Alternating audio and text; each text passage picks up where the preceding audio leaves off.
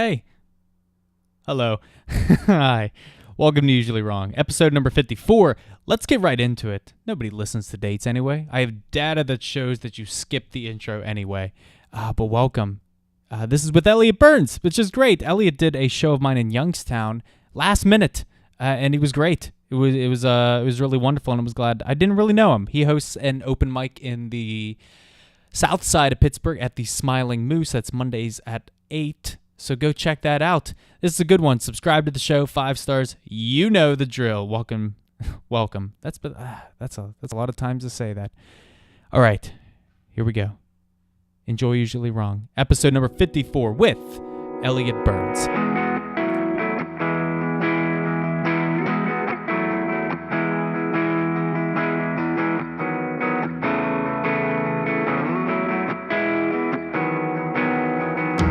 When we finally got down to something which the individual says he really wants to do, I will say to him, you do that and forget the money. Because if you say that getting the money is the most important thing, you will spend your life completely wasting your time. You will be doing things you don't like doing in order to go on living. That is, to go on doing things you don't like doing, which is stupid.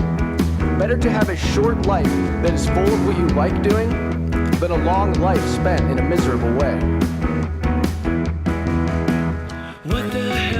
Thank you for doing the Youngstown show. You're welcome. Say you're welcome. You're welcome. We'll move on.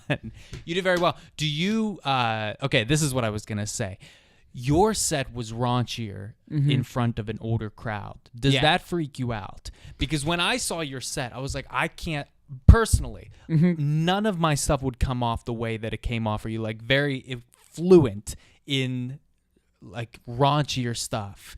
When you see like a crowd of like 300 older people, does it freak you out at all? I got so upset when I got there and walked through the door. Literally walked in, because like a week and a half before that, you know Petrucci Brothers out in Beaver? Yes, yeah. Scriva puts together that one, and we did that, and my material did terrible there. Terrible? Terrible. Why?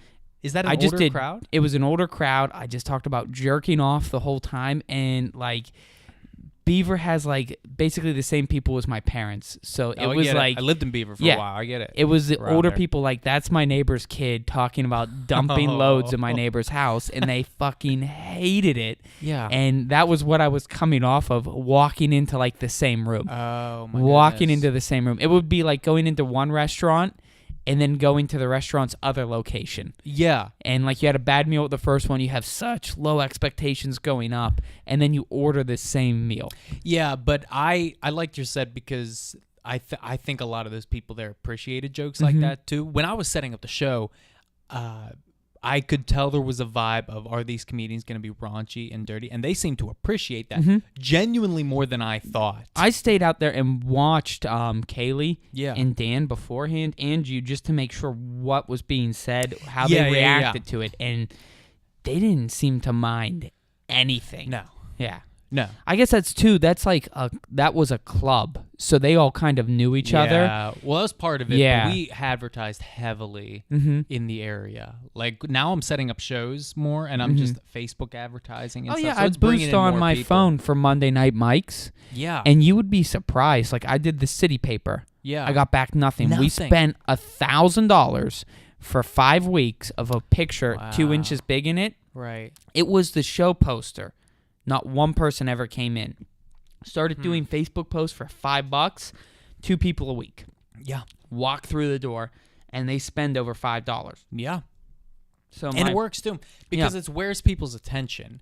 People's attention is not in a newspaper anymore. It's literally fucking on Facebook and I've Instagram. composed to people that don't follow the page. Yeah. So when I do the city paper, you have to rely on people who are interested in the city paper picking it up. But everybody has Facebook, and it's not even like a radio station. So you don't target market whenever you do Facebook for that. Like, oh, I want to target just people that listen to oldies rock because I'm selling stuff. Like I'm selling aspirin if you have arthritis. So I'm going to target to 94.5. Right. You target to everybody, and you blanket it.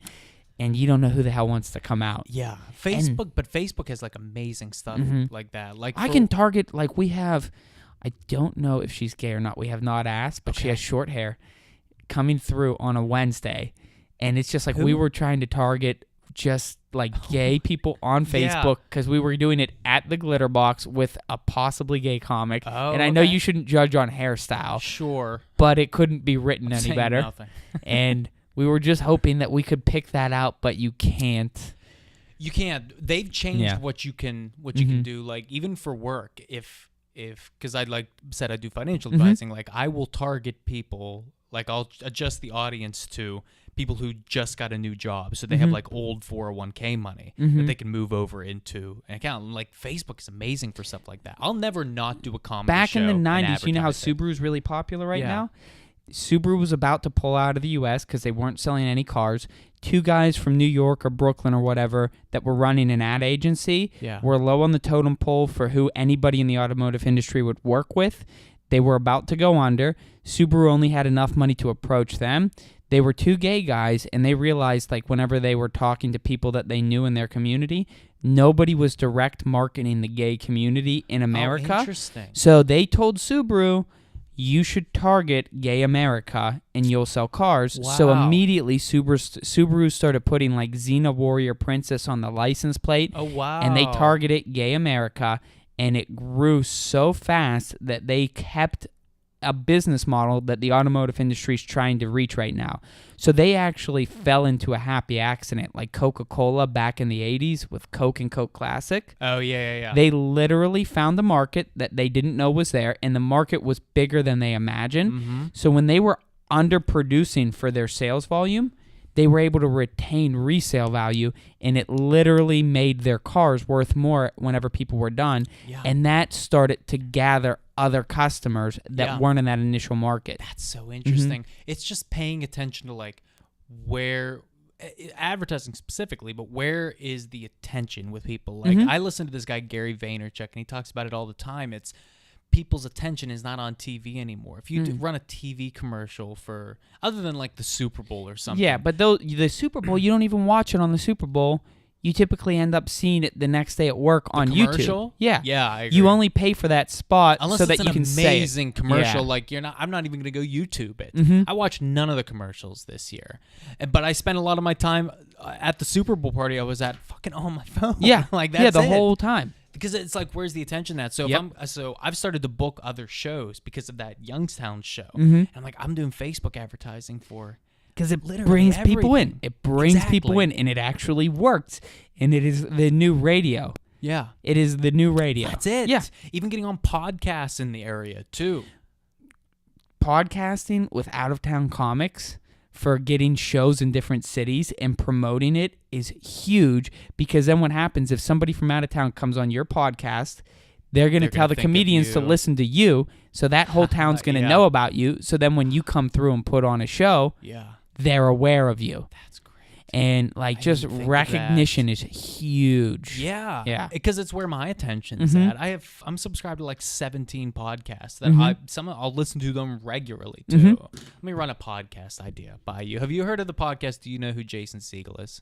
I know Jason Segel. I've not heard his Well, podcast. the podcast is Do You Know Who Jason Segel Is? It's with Brendan Walsh and Nick Thune. I know and Nick they Thune. call people and ask them if they know who Jason Segel is. Yeah. I want to do a podcast in the similar vein called Do You Know You're on a Game Show?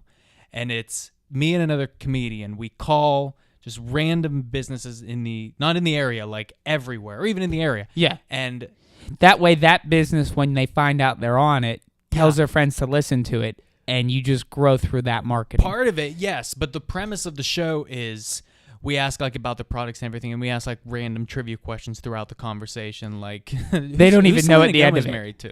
Yeah. Like, do you know who Selena Gomez is married to, or who she's dating? Like, no, I don't. It's like you have to. The winner gets through 15 questions without hanging up or thinking it's a prank call. Yeah. I think it's a great. I think you could totally do that, and I think that'd be fucking awesome. I'd bring on new comedians. And then just think call about it, people. whenever you're vetting it too over the phone, Yeah. only the good stuff makes it to air. Exactly. Only the good stuff, because think you don't that's have so to do it fun. live. You can record You it can and record then it. pick it out. I think it's so Yeah. fun. I think it's so fun. Do you like podcasts? I do. I listen to only murder mystery ones. That's what you said. Yeah. You like Nothing Serial? but murder. Do you listen to Serial? I don't listen to Serial only didn't because listen- you didn't listen to that first I season? won't give a murder like 10 episodes. Ed Kemper only got like 4 episodes on last podcast on the left. I actually think he only got 2. But yeah. And the problem is Canadians listen to a lot more murder. So there's Jack Luna. There's Felon from Australia, Female Criminals. It's nice to see he's working. Alex Stipula's Give Me Murder or Give Me Death. 2, I do the Patreon feed, actually, for LP. Oh, fun. And pretty much all murder. Dude, are you not scrolling down because you're not subscribed to my podcast? I'm not subscribed to your podcast yet. I've Just never kidding. listened to I'm so comedy just one. kidding. Okay. You don't listen to comedy podcasts? I haven't yet, no. Really? Yeah. You just... There's a lot of murder. Is it because you do comedy and you'd rather listen to something else whenever you're not doing comedy? Because I feel the same way with TV. Like, I'll do comedy, and then when I get home, I'll watch an episode of Mad Men. Kind Because of. I don't want to be in the same realm when I get home. It's actually the soundscape in a murder podcast, like for very dark and foreboding. Driving home in Pittsburgh makes a lot of sense. Oh, that's interesting. Yeah, because it is nothing but dark and sad and cold. The whole city right now. Do you think you'd move out of Pittsburgh? Probably. The problem is I don't know where. Because, like, if you think about it, you can move to New York, but then you have to have a job to live there. Right. So you're stuck in the same thing You could get here. a sales job. I mean... You could get a sales job, and yeah. people in New York drive cars sometimes. They do. You could get a job in Long Island. Those people drive cars. Yeah, It's a that's stereotype true. I know nothing about. No, that's true. Jerry Seinfeld's from Long Island, and he drives cars. Oh, he is from Long Island. Yeah. He has a show about it. Comedians in cars getting coffee. Well, he's make a into living cars, at that. too, because he has a lot of money. It's tough being into Yes. cars and not having money. Very few That's people. true. You can do You it, can't do it. I but don't you're think you mostly could. into really weird stuff. That's why Miatas are on the comeback, Yeah. is because a lot of young people without money can buy a Miata, and it's a that's fun car. Exactly. Yes. Yeah. Do you... Okay, so I'm somebody who knows nothing about cars. You know stuff about cars, but do you know stuff about cars like the glamour of it, or do you... If I said... Column A and column B. And the problem is I keep trying to bring cars into comedy, and it doesn't work. There's actually like a sneak thing that I have. Out in the North Hills, there's something called the North Hills Sports Car Club. Okay. So we go to a swimming pool parking lot, and we set up cones, and then we drive around the parking lot on time trials. Right. It's 120 entrants. So they let me announce. So while you're out on course, I'm describing your run in your car. And I have been doing stand-up while I announce Oh, that's for about fun. 8 hours. And it's all car humor. And I annihilate the room. But then I'll try to do what I did there at a mic. Yeah. Nothing. It seems like that would thrive in a Midwest market. I right? don't even know there because no comedian actually is really good. There's like 4 comedians that are good at cars. It's Adam from the Man Show, Adam Carolla. Yeah. Called Jerry Seinfeld? one? Jerry Seinfeld, Jay Leno, and what's his name? Fluffy. I'm not fat, I'm fluffy. Is Iglesias. Yeah, he's into cars. He's into Is cars in a big way. Yeah. Oh, and with the ventriloquist, Jeff Dunham. Jeff Dunham. Also into into cars. Yeah. Did you ever see how many cars Jay Leno has? He has 500 fucking cars. He not only he doesn't have that many, but he has very rare stuff. Like he has an original Gullwing, which is worth like 1.3 to 2.3 million. I'm like flapping like Yeah. a bird, like it goes out like that. Stuff that he has, people don't understand what it is, but the people that do have very big checkbooks. Yeah. Like in the 70s when he moved to LA, he was walking down Rodeo Drive, saw a Ferrari store. There was a used 250 GT, and they were asking 70 grand for it back in the 70s. Yeah. He that's was a like, lot. that's Scratch. absolutely stupid. That car's not worth that. Vin Identical, that car went over an auction block while he was at the auction for $40.1 million. And he thought it was stupid back then to ask 70. Wow. You couldn't buy a stock that went from 70 grand to $40 million. Holy You'd have fuck. to find like an Apple or a Walmart Exactly. early on to do that. Right. And it's weird. Like you think that stocks can move up or down quickly. Yeah. Cars fluctuate with the market too because they're worth money when people have money. Oh, that So makes when the sense. market's good, Because you're that's not going to good. buy a car No. in 2009. It's not at all. gonna happen. No, that actually, there were a lot of people that I work with that got out of the business completely. Oh, really? Literally left and went to something else because you couldn't make a paycheck. Can you imagine being in the real estate market in 08, 09? No. I can't even Not at all. imagine it, man. Not at all. That's I don't even ridiculous. understand being in the real estate market now because people talk about like young people not having money. Yeah. I spend $1,000 a month for my degree from Robert Morris that I'm not using at all. I Film. understand. Stupid because I went You were to in film? Film major from RMU. Oh, that's fun. And they saw me coming from a mile away. And What, Audi? no, at Robert Morris, where they said, let's get this kid a film degree. It costs $25,000 a year. So dumb. Listen, dude, I'm not going to say it's dumb, actually. I'll tell you a story. I did film, like, in high school. Like, I had a film group, and this guy who was a year older than me, he had a rival film group. We had a rival film group thing in high school. I'm going to let you take a guess who won. He won. He went to Robert Morris. He pursued film. Brooks Bratton. No, Corey Pekavish. No, I don't know Corey. He's a year older than me. I'm 28. I'm 20. I graduated 09. Graduated 12. Oh, yeah, we're 3 years apart. I wouldn't know Corey at all. Yeah, but Yeah. he is he is Designer, the rapper's secondhand guy now. Because he saw some of his stuff. I don't know who that he Designer produced. is either. He's the rapper Panda. Not Nothing? a clue. Nothing. He's the Not rapper. one thing. No. I have That's a like lot of I Elton think John that's- and Kanye West. Elton John's not a rapper. I know. Those are the two things that I Those have are on my just iPod. Yeah. I have those You two listen things. to a lot of music? Yeah, I do. I have like 1,000 songs. You have like a iPod. Yeah, I Music buy the app. songs. I don't stream. You don't stream? No. Dude, you're 400 years old. I know. You're way older than me. I also go to the bank to pay bills. After pay this, bills at I'm the so bank? glad we're by a Macy's. I have to pay my Macy's bill. You don't do I'm it gonna go online? in. No, I'm gonna go in Dude, and we pay. have a it. wealth to talk about now. I don't Why even you do stuff online banking. One time, somebody tried to guess my password on my PNC account, and I immediately took all my money out of PNC and moved it away. Why? I got so paranoid. What does that stem What if from? somebody takes it? One time I was up in Oil City doing a showcase. I was like about to walk up on stage. I was about 2 minutes out. My phone rang. Hi, this is your credit card company. Were you just in Beaver trying to buy $400 of cigarettes at a my gas station? And God. I said no. And then they literally canceled my credit card for me. That was right before somebody brought me up. Like, Wow. hang up, Elliott Burns. What does that do to you on stage? I brought it up, and they fucking loved it. bet. Yeah. Because it just Yeah, happened. it just happened. just It just happened. Dude, I lost my debit card it's probably December. I lost it at a place downtown that I went to Mm-hmm. for lunch with Monica, and I left it there. I couldn't find it for like 2 weeks, Mm-hmm. and then we went there again, and she's like, "Oh, did you?" I said, "Did I leave my card here?" She's like, "Yeah, you did," and she gave me the card back, but I froze the card. Like, Yeah. I called the bank. So I called the bank and said, "Hey, can you unfreeze my account?" And she's like, "Absolutely, I can." Out of my own curiosity, where did you find your card at? And I said, "Well, I it's funny.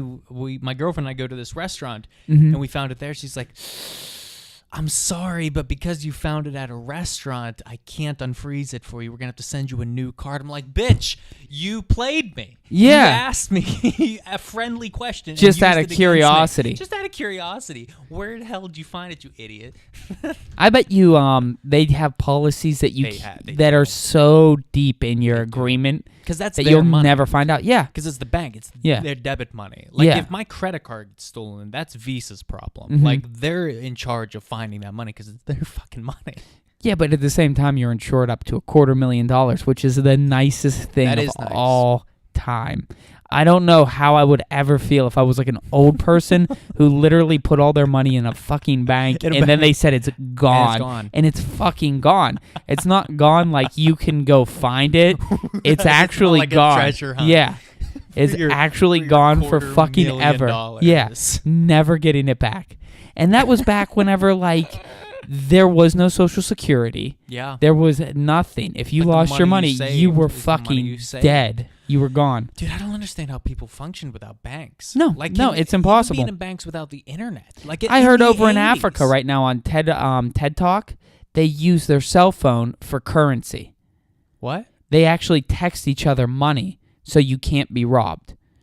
So every transaction, because they don't have credit card Wow. swipers, but they have cell phones, you can Right. text currency to one another. Like and a it's Venmo regulated. type of thing? Pretty much Venmo, but it's everything. So somebody's selling Huh. like fish at a fish stand in like a fucking bazaar, and there's no electricity, but they charge their phone up off of some shitty solar panel they have plugged into their phone. Wow. You can charge that person buying fish from you. The government can tax it, and everybody works. That's incredible. Yeah.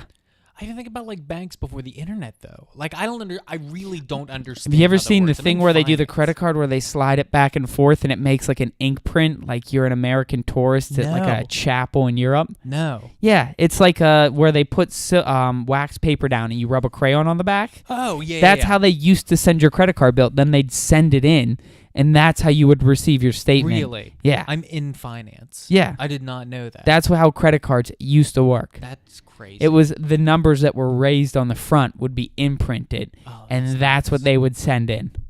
Wow. Didn't you ever hear Jerry Seinfeld's bit about like checks? No. He's like, a check always seems like a note from your mother.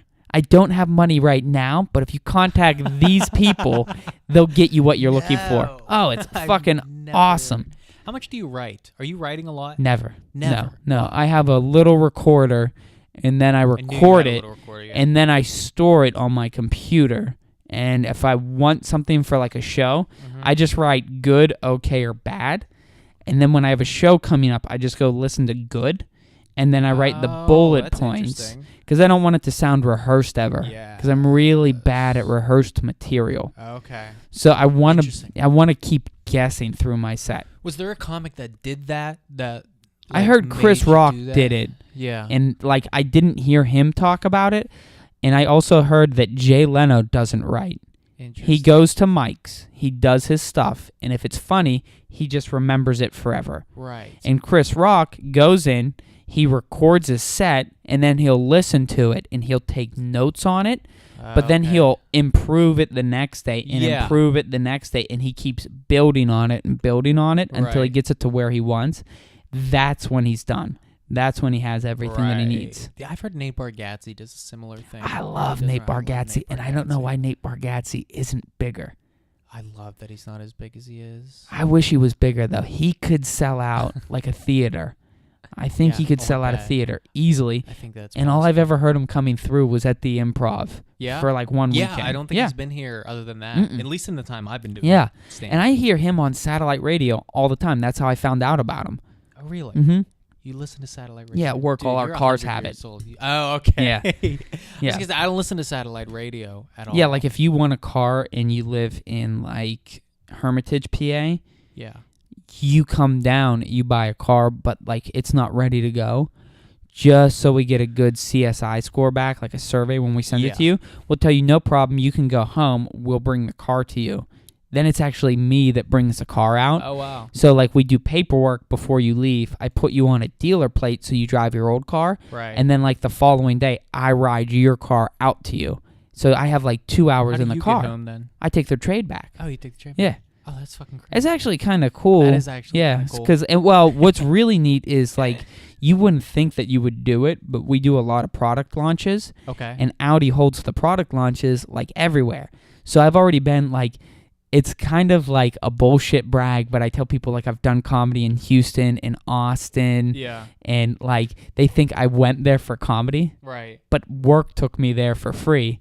And then I hit open mics while I was hilarious. down there. That's absolutely hilarious. So people think like I went to Austin because it's a cool city. Yeah. Audi took me to Austin because that's where the Formula One track in America is. Did you? It's like those people who like make the sign like for their open mic tour. Have you ever No, seen I've that? never done that. I've never No, done I'm that. just kidding. Scriva and I actually like think that it's because I've seen people also post it like, I'll do hey that guys, with this is Zacchaeus. March, and it's like March 3rd, and they're like, sorry, it's a few days late. Yeah, that's like the somebody Zacchaeus was one. on edge, like, where the fuck is their tour? I want to see them this month. This is a local Pittsburgh comic. Dude, I still feel weird having a website. I don't. I kinda had a don't website. understand I it. had Ellen Gal Entertainment because Yeah. the company that I had, or have, because we're still in business, but we haven't put on anything in a while. Right. It is like you can book us, but you don't book the comedian. Yes. So there's always been this bridge where like comedians always try to sell themselves to mold themselves Right. into like whatever the hell the gig is. So like if a charity says that they need comedians, whoever the hell the comedian is just going to say like, we're perfect for that, even if they're not, Right. because they want the show. So we are trying to do, well, you contact us or we contact you and we ask you for a description. And then because we have an idea of what the comedy scene is like in Yeah. a given city, we can find you Yeah. comedians that fit that. And you better believe, like, whenever people think comedians are, like, crazy, super busy all the time, you can ask people to be on a show, and the worst they can tell you is no. Oh, dude, I'm doing that now. It's exactly how it works. Everybody thinks everybody's busy. Yeah. Yeah. I just started emailing a bunch of breweries, wineries, bars around here, and I'm experiencing the same thing now. The Strip District is opening up a huge one that could be phenomenal. Because it's going to be a giant... No, brewery. Oh, brewery. Breweries do stupid well for comedy. They do. And I think it's because people go there for a good time. Yeah. And also, people like to have conversation. So music's a bit difficult because music's more of a club thing because you're having small, intimate conversations. Right. At a brewery, you're usually there in a larger group, and music doesn't always work out because you can't find that music that everybody in that 13-person group likes, so not everybody has a good time. But comedy fucking works because you can be quiet and listen to it, and it's as if you're having a conversation, and it's way more personal. Correct. And it works better at breweries than any other venue. Right. Over in McKees Rocks, Zach's mic and show. Yeah. Fucking awesome. That's the best place. Best place. That is an underrated... Well, I shouldn't even say underrated. People know about it, but that is hands down the second best mic in the city. The only thing I'm scared about is where it's at in McKees Rocks. Yeah. So I saw a news report fucking today. scary. McKees Rocks is the fourth most unsafe city in America. Makes perfect sense. Makes sense. Makes absolutely perfect sense. Yep. Oh, my God. Well, wasn't Youngstown like the murder capital of the world? I'm not going to say anything. My girlfriend's from Youngstown. I'm pretty sure it was because the mafia over there. Is that true? There used to be that. big-time mafia In in Ohio. Huh. Yeah. I didn't know that. Mhm. I might have known that. Yeah, it's just like Newcastle used to be nice until they got rid of the mafia. New Ken used to be nice until they got rid of the mafia. Isn't that interesting? Yeah. That's funny. I grew up around New Ken. I grew up right around there, and I even think, yeah, that's probably right. The mafia kept everybody in check. Everybody in check. That's And it was fucking sweet. And back then, like, phones are good for advertising now, but if you were a comedian, they had to come fucking see you to hear you. Now there's, like, so much fucking comedy. Yeah. I understand. Yeah, so if you were doing a set, but the cool thing back then was they did the it. mafia had to come see you. No. I thought that was the same point. That would be pretty cool too, though. Like the mafia if the mafia has an come app see now you. where they collect protection money. I can't be the only person listening to this that thought No, that. that could be. Probably. What's hosting your mic like? You've been doing it a while, right? Yeah, it's pretty good. Yeah. We were down at Pie Bar in the South Side, and then we were doing that for free because we didn't have a mic on the books. Yeah. So it was me and Christina. She literally Christina Steiger. She's not a comedian. Okay. She puts together shows. Oh, okay. So out of Ellen Agow, she's the other half. Okay. But she would like call bars to put mics there. And we didn't have one. So literally she lived in that building that the Pie Bar was in. Yeah. She walked downstairs and said, "We want to do an open mic. We'll do it for free." The guy said, yeah, he had just opened up. It was her landlord. So we started a mic there on Monday nights because at the time there was only Pleasure Bar. Right. And it was like you'd go to Pleasure Bar on a Monday, and every so often nobody would show up, and the room isn't part of the bar.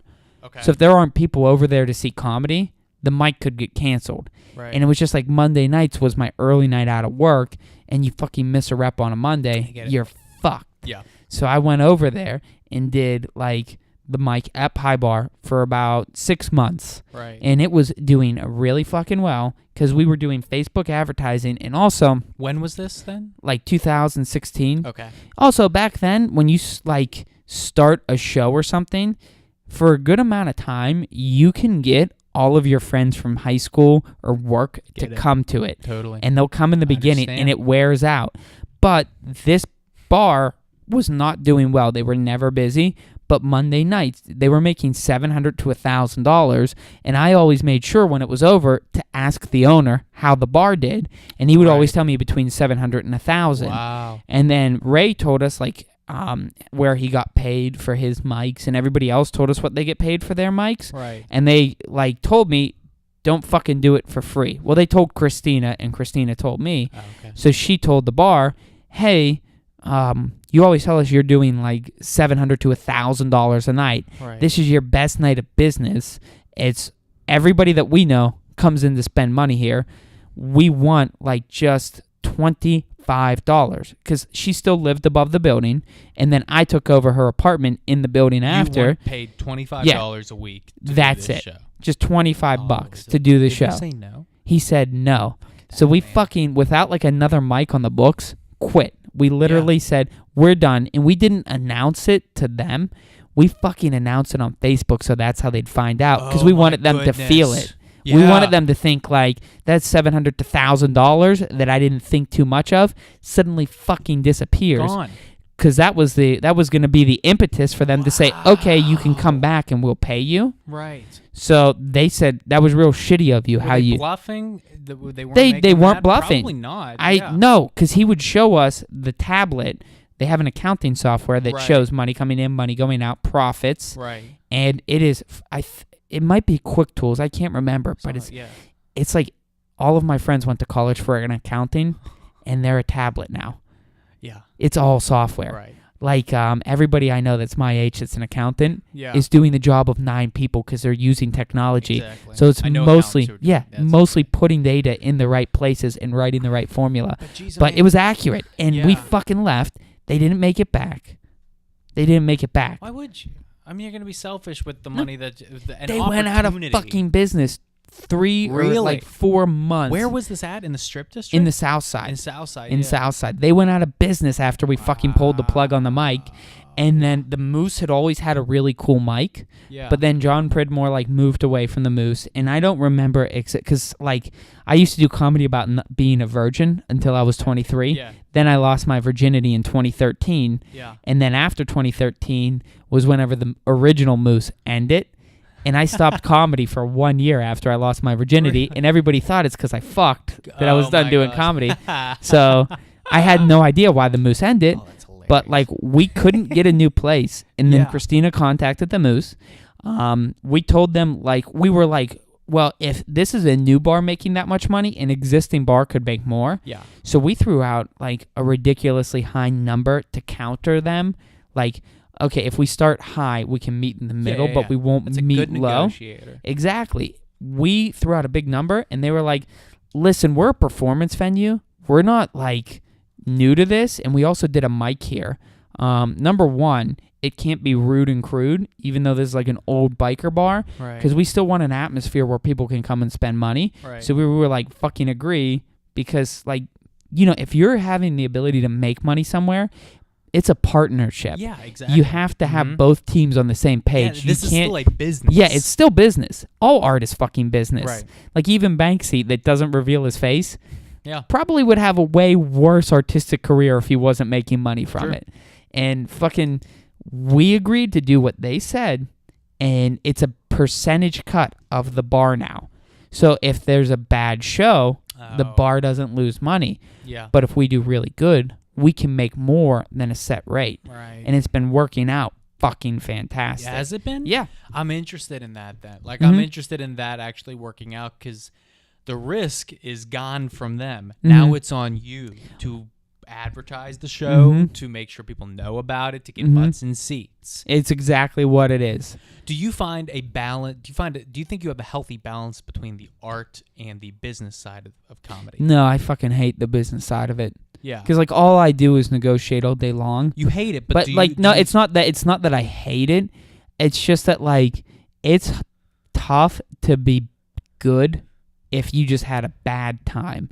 Correct. So like if you don't like the person that you're putting the show on for, like if the business owner was a real motherfucker to deal with, right, then you can't expect to feel good whenever you walk out there. Exactly. You're just that's gonna be in the back of your fucking mind the whole time. Exactly. And like like Christina doesn't perform. So she could literally eat shit all day from the owner until we got a show.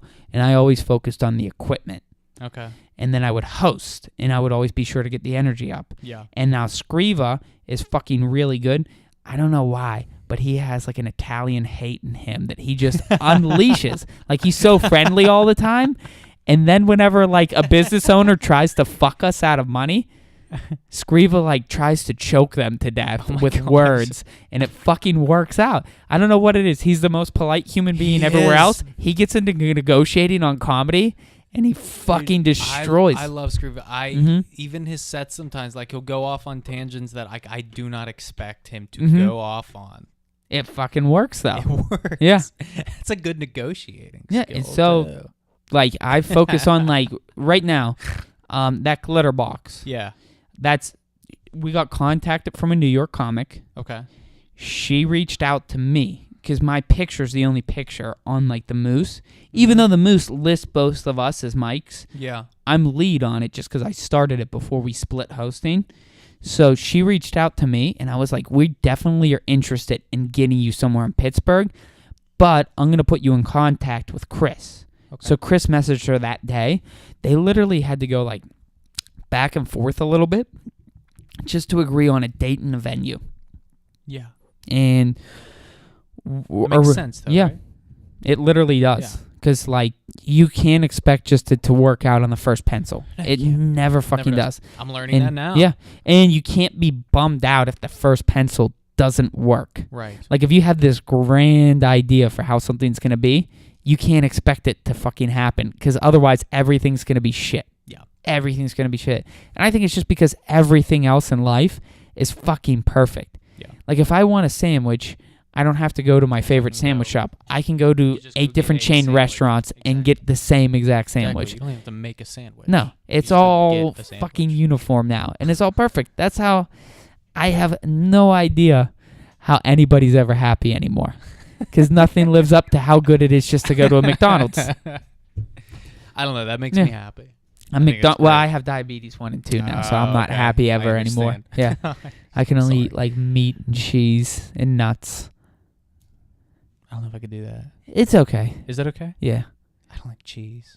I lost like 60 pounds this summer by peeing it out. I bet you did. Yeah, because if you have diabetes and you're not treating it, you're not doing anything with the sugar from the food, and your body's burning your fat while it pees out all of the sugar that you ate. Right. So literally, you could eat and eat and eat, and you don't absorb any of the nutrients from the food. It goes right into your urine because all of the sugar goes into your blood, which then gets filtered by your kidneys. I peed myself twice coming home from Cleveland. Wow. Yeah. Holy fuck. Yeah. And that's only a 2-hour drive. Jeez, oh man. Yeah. A couple of years ago, my New Year's resolution was to drink more water, and I was coming home from New Jersey, because I dated a girl there, and I was coming home, and so I got 4 of those Deer Lakes, like not gallon. It's probably like was like a quart. Yeah. Sounds like a quart. Like they were big water things. Drank them all without peeing. I got to the Miracle Mile in Panera Bread. 5 hours in the car. I did not have to pee. I was like, I should probably pee. I opened the door to my car, started to get up, and this like pain in my back. Just this awful pain. Like I looked like a hunchback walking into Panera Bread. You could die drinking that much water. I did not know that. Yeah. Because it like floods your electrolytes out. Yeah. I didn't know that. I don't. Why'd you have to drink that much water? Did you eat salty? I was starting my New Year's resolution. I'm like, I'm going to drink a lot of water. I'm going to be healthy. I'm going to pee. I'm going to feel good. That's so fucking much. It's a lot of water. Yeah. That's also, I tell people I did comedy in like New York City. I was out there for an Audi launch, so I've done that drive back from New Jersey. Yeah? Yeah. That's tough. That's my favorite. Yeah, I was just in New York for what? I did comedy there. I was there for I'm a regular New York comedian. Yeah. I signed up online and paid the PayPal $5, so, you know. I got booked for a week from today to do a show in Brooklyn at a comedy club. Oh, fucking A. But the problem is, A, it's on a Tuesday. Yeah. B, that's not the problem. That is kind of a problem, but the other problem is you have to bring 8 people. That's almost impossible. It's impossible. Where did you go to college? Pitt. I mean, you might know some people out in... I know Phil Forens. I know his girlfriend Shannon. But he lives in Philly, I thought. He lives in New York. When did he move to New York? Probably 8 months ago. Because we put on a mic in Oakland. I don't know if you remember the Panther House that Phil hosted for like a hot second. Once, yeah. That was the owner of the pie bar that said, no, we're not going to pay you. Really? Opened another fucking restaurant. And put on an open mic? I shit you not. What? Asked us to do it for free again. And we were like, fuck no. And then... they came back and offered us way more money than we ever asked the first time. Really? Yeah. Yeah, because we paid out Phil, and then we would, I think I kept $20 because we brought the equipment. Okay. So it was Ellen and Gal that brought the equipment, and then Phil and I think Valerie might have been the other host. I'm trying to remember who the hell we had host it. Because we split the time because we didn't want to. Well, and also Phil was about to graduate. OSHA, that's it. Why did I think it was Valerie for a second? Yeah, it was OSHA and Phil. I think it was there one time. I was there one time. Mm-hmm. Garrett Teitelbaum hosted for a little, and then OSHA took over that night. We did one night where it was like the last night in Pitt, and a fucking sorority showed up. Like, all in matching T-shirts, because they were doing, like, an Instagram thing. They talked the whole fucking time. The whole time. Why wouldn't they? And I didn't understand it, because not only were they talking, but they weren't in the back of the room. It was as if we weren't there. Okay, so I look at it from two ways. Mm-hmm. One, they did not sign up to go to a show. They didn't, but they walked in during the show. Yes, that's and the we other are side not of the coin. only fucking bar in Oakland. Exactly. Like, that was the only place to get alcohol. Bootleggers, like, right across the street. Like, right across the street. Right. Yeah. I understand that. I look at both sides. When I go to an open mic, okay, so I think an open mic and a show is different. Mm-hmm. If you show up to a bar and you did not know that a show was happening, I think that's partly on you. Yeah. And the other part is, if you don't like it and you're in the South Side, go to another bar. It's not hard, or, and it won't change your experience. How bad is your experience going to be if you played on your phone quietly while that happened in the background? It's not that bad. But you might be talking with friends. And I also even if you're talking with friends, you don't have to sit up front. You can sit in the back and talk all that you want. Yeah. Okay, fair. But I also look at it from their perspective. Like, I did a show in Carnegie probably about 6 months ago, and I think this dad was seeing his daughters for like the first time in a long time, and they went to this dive bar, right? And they sit down, and then a show starts, right? And they don't want to get up and be rude. So I kind of look at it from their line, like, I would be annoyed if surprise comedy is never fun. It's never fun. No, I guess it's never not. fun in the world. It never is. But I think a show, I think a show is different, though. Like, if a show is starting, like a show, yeah, I think that's different. I think you can leave if you don't like it. And that's true. I was going to say most of the audience, though, in Pittsburgh is surprise comedy. It is. Most of it is.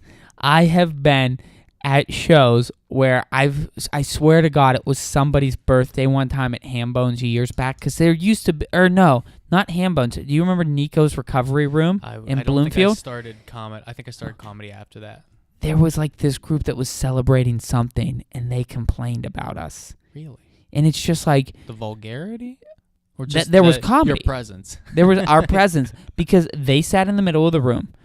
But to be fair, Alex was really good and had posters up that said Nico's Recovery Room. If there's posters up, come get a dose of medicine or something. Right. Posters everywhere with Wednesday, like, clearly printed. Right. So unless they thought it was Tuesday, they should have known. And then not only that, it's not like comedy, like we walk out all of a sudden holding a mic and just start talking. He set up a PA system. He made a 5-minute announcement. For a show. There were very fucking worn out looking people shuffling in, not sitting together, but clearly knew each other. Right. And they ignored all of that. And then the first comic took the mic, like the patriarch of the table got up and made a complaint. And it was like, why? Yeah. Why wouldn't you have quietly come over to us and just asked, what's going on here? I understand it. Mm-hmm. I get it. Yeah. I understand. It's just like whenever anybody else would go anywhere, you wouldn't expect, like if somebody was trying to do something, to be upset by it.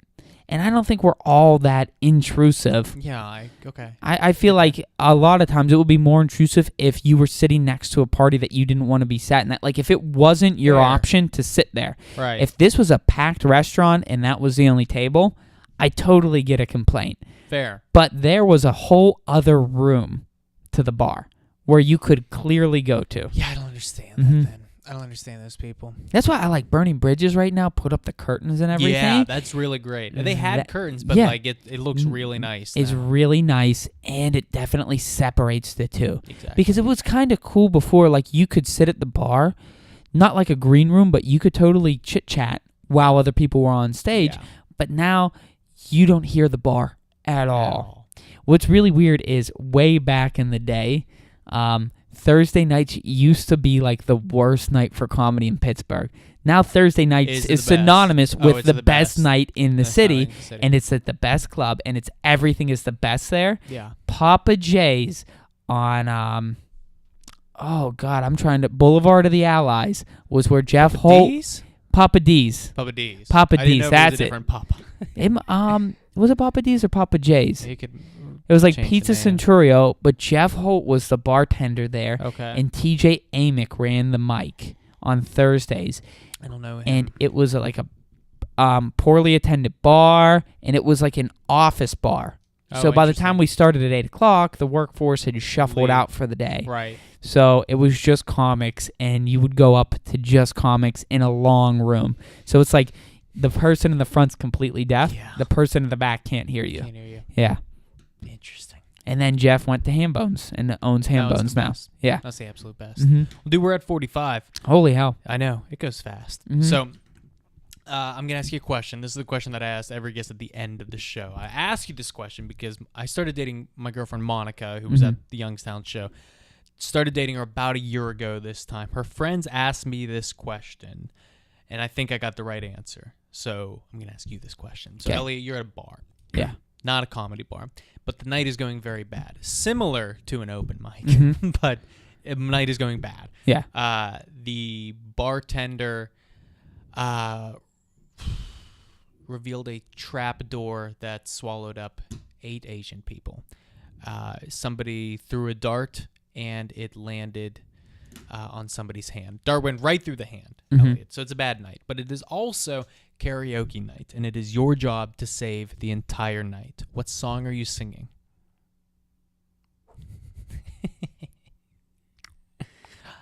Can I say, I love this question so much. I tried karaoke, and I did Suit and Tie by Justin Timberlake, and it was so bad that people paid attention. Oh, my God. Because I got scared, and my so bad voice people cracked, paid and I was attention. sweating, and people just watched me be uncomfortable. Because I was trying to be like Justin Timberlake, because when I Like sang in it, the yeah, and going high and keeping your I get voice feminine, and Yeah, dude. could Yep. not do it. I get it. Could not do it, because when I do it normally, he's singing, and I always think he's that I'm him. accompanying You. Yeah, so I think get I'm it. him. When I'm driving Yeah. in the car and I'm singing, I'm like, am I this good of Yeah, a singer? you No, think it's you're because you fucking can hear great. it. And then when you do the karaoke version of it, and he's really hard to match, Yeah. you fall to pieces. And then Jay-Z also has a He part in does that have a part song, in that song. and I ruined it Why? because I sound nothing like Jay-Z. He's got a very rich, deep voice. Yeah, And then it was my testosterone absent voice coming on. I understand. Yeah. So what song would you sing then? That. You would sing that? Yeah. That's great. Yeah, I'd do that, and then everybody would be focused in. And then anybody that followed anything forget with about that, they'd everything forget else. everything They else. forget everything else. Yeah, that would be the down point. It was like whenever in 30 Rock, whenever Tina Fey was a crazy bra lady at the leadership I don't summit remember that she went to with one. Alec I've Baldwin. seen a lot of 30 Rock. I don't remember that one. He takes her to the, I think it's a Sigma summit. Okay. So it's like, what was Jack Welch from GE, who was a crazy CEO that came? Yes. Yeah. It was like his seminar or whatever, but he's not in the episode. And they hear Jack talk on his microphone with his psych up speech while he's taking a leak in the bathroom. He's Right. live, and the whole room's laughing at him. And then Tina Fey comes up and starts doing impersonations. And then she rips open her shirt, and everybody forgets that that's going on. Oh my God. Yeah. So it's kind of like that. Yeah, if you tank hard It's enough kind or of- do yeah. something bad People enough, forget people will about forget. what's going on. Exactly. That's great, man. That might be my favorite why answer. I've Thank heard. you. Do you want to anything you want to book or promote? April 3rd, come to Glitterbox at 8 o'clock. $10 online. You can find it on Facebook. I have a link on my Facebook page as well as Chris Scriva's, and it will be $15 at the door. We are excited because she did not have a lot of social media, but then I mentioned Olivia Grace to my friend Jarrett, and he had actually seen her on Roast Battles on Comedy Central. Oh, wow. So it's actually pretty badass. That's great. because I've not had anybody that had credits before Yeah. on a show, so That's I am great. super ass pumped. Good for you, man. Yeah. That's awesome. Thank you. Cool, dude. Thank you for doing this. You get to sign us off. You get to say anything you'd like. People have said inspirational things. People have been mean. You can say whatever you like. I don't have anything. You don't have anything? No. Say something. I don't. I don't. Yeah. You heard it here first. So if I were to get a car right now, I would get something with high fuel economy. That's what with forced induction, because I don't think fuel prices are going back up, but I do think people will be more conscientious about fuel economy for trade-in values in the coming years as battery-powered vehicles come out. So you want forced induction. Is this what you say to people? That's a turbocharger or a supercharger, which can now be electronic as well as driven by the engine, but one driven by the engine is a parasitic load. So that actually means the money that you spent in the gasoline, that gets wasted powering something in the engine. Oh, here's a trivia question for you. What's a mass airflow sensor? That measures the O2 going into the engine. Bingo. That's one of the car things I know. Did you break yours? Yes, or did it break? Actually, 3 weeks ago, transmission blew, throttle body catalytic converters. I'm having somebody check it out now, finally. But I'm probably going to get a new car. Well, you have that sensor because on older cars, you just had a carburetor that just put whatever the fuck it could out of the jet into the thing through the... could have been the MAF sensor that caused the transmission problems? Well, you could have been underpowered, or revving too high, which could have strained the transmission, causing it to heat up, which then breaks down transmission fluid, so it loses lubricative properties. So depending on how long you drove like that, it could have fucked it up. It's like if you have something that you put a tow hitch on and you start towing with it and the transmission doesn't have a transmission cooler, you're going to heat up the transmission fluid more quickly than you, or to a greater temperature than you would without towing. So two identical cars, the transmission could go bad because you cook the transmission fluid and you wait for the service interval that doesn't include the stress of towing. So if you don't have a girlfriend, it's like real easy to maintain cars. But if you're out on dates and stuff, you can't. Well, now I'm driving her car because she's a nice person. That actually should not cripple your car. You should still be able to... Oh, you have transmission problems on top of it. Yeah. What do you drive? I drive a 2012 Nissan Altima. It has a CVT transmission. No idea what that means. It's like rubber bands on like cones. So, continually variable transmission. You, on a normal transmission, you have metal gears. Okay. So they have a fixed ratio. Okay. They can't grow or shrink. Okay, but sure. A CVT, the bands stretch, so the ratio changes constantly. That's why you can drink a cup of coffee in your Nissan while you floor the car. It's not going to slosh on you. Oh, okay. Yeah. That's cool. But you lose power from the engine in the rubber band stretching. The elasticity takes some of your power. I understand that vaguely, but to me that means I understand it fully. Yes. Thank you for coming on the show. You're welcome. Thank you, dude. You feel good?